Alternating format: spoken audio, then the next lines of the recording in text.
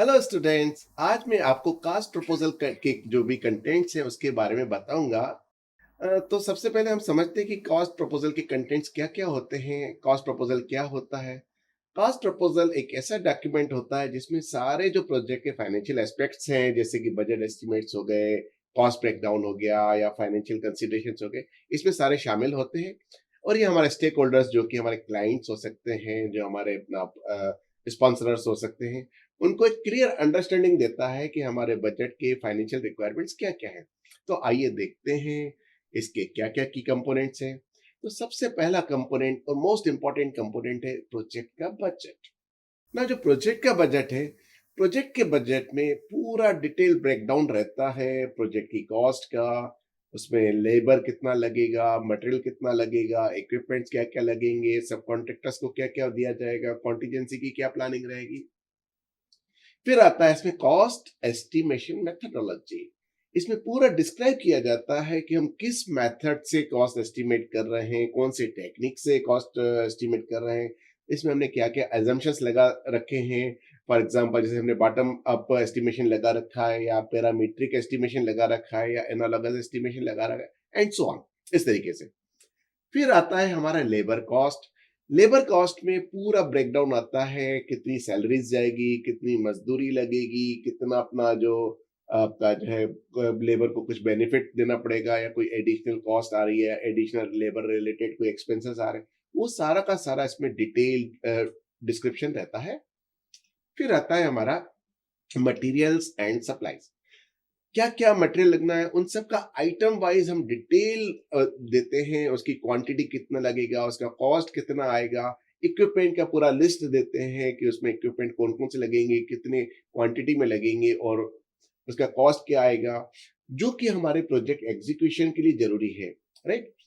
तो इसमें सारा चीज़ें आ जाती हैं। अब इसके बाद आती है हमारा सब कॉन्ट्रैक्टर कॉस्ट। आइडेंटिफाई करना पड़ेगा कि हमको कौन-कौन सा काम सबलेट कराना है, सब कॉन्ट्रैक्टर को देना है और उसकी सब कॉन्ट्रैक्टर की सर्विसेज़ के हमको क्या चार्जेस पे करेंगे या उसको हमने जो पैकेज दिया, वो उसका क्या कॉस्ट रहेगा, उसकी टर्म्स, उसकी कंडीशन, वो सारी की सारी इसमें शामिल रहती हैं। फिर आते हैं हमारे ओवरहेड कॉस्ट। ओवरहेड कॉस्ट में जैसे प्रोजेक्ट पे जो एक तो कॉस्ट लगती है डायरेक्ट कॉस्ट, फिर आपका जो दूसरा कॉस्ट लगता है एडमिनिस्ट्रेटिव कॉस्ट लगता है। तो एडमिनिस्ट्रेशन में इसको हम इनडायरेक्ट कॉस्ट भी बोलते हैं।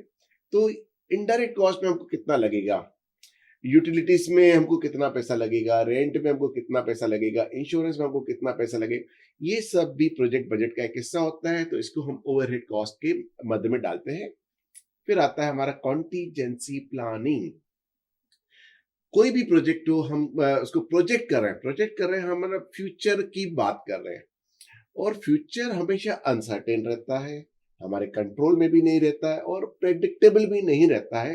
कुछ हद तक हम मैनेजमेंट टूल्स लगा के हम उसको प्रेडिक्ट करने की कोशिश करते हैं, लेकिन फिर भी अनफोर्सीन सर्कमस्टेंसेस आते हैं जो कि कुछ कॉस्ट इनकर करते हैं। इन सारी कॉस्ट को हम कॉन्टीजेंसी प्लानिंग में डालते हैं कि अगर ऐसा कुछ हमारे बजट के अलावा कोई भी खर्चा आया, सो 2% 5% हम कॉन्टीजेंसी रख के चलते हैं, जो कि हमारे लॉन्ग रन में हमारी प्रोजेक्ट कॉस्ट को इम्पेक्ट नहीं करना चाहिए। फिर आता है हमारा cost benefit analysis. Cost benefit analysis में हम क्या लगा रहे हैं और हमको रिटर्न में क्या मिलेगा, रिटर्न हमारे जो इन्वेस्टमेंट में रिटर्न क्या रहेगा और उसकी कैलकुलेशन की जो प्रोसेस क्या रहेगी, ओवरऑल हमको सेविंग क्या मिलेगा, रेवेन्यू कितना जनरेट होगा, ये सब कॉस्ट बेनिफिट एनालिसिस का पार्ट आ जाता है। फिर आता है हमारा कॉस्ट कंट्रोल मेजर्स। पूरी रणनीति तैयार करके देना पड़ती है कि हमारा जो प्रोजेक्ट की कॉस्ट को कैसे मैनेज किया जाएगा, कैसे मॉनिटर किया जाएगा, कैसे कंट्रोल किया जाएगा, सारी प्रोजेक्ट लाइफ साइकिल के दौरान। फिर बात आती है हमारी फाइनेंशियल रिपोर्टिंग की। फाइनेंशियल रिपोर्टिंग में ये जो फाइनेंशियल रिपोर्टिंग है, किस किस प्रकार की फाइनेंशियल स्टेटमेंट्स हमको देना है, बजट वर्सेस एक्चुअल एनालिसिस देना है, टाइम वर्सेस एक्चुअल एनालिसिस देना है, वेरिएंस कितना आ रहा है, वेरिएंस की रिपोर्टिंग करना है, सब ये पूरा जो एनालिसिस ये सब फाइनेंशियल रिपोर्टिंग में आ जाता है। फिर आती है हमारी पेमेंट टर्म्स एंड कंडीशंस।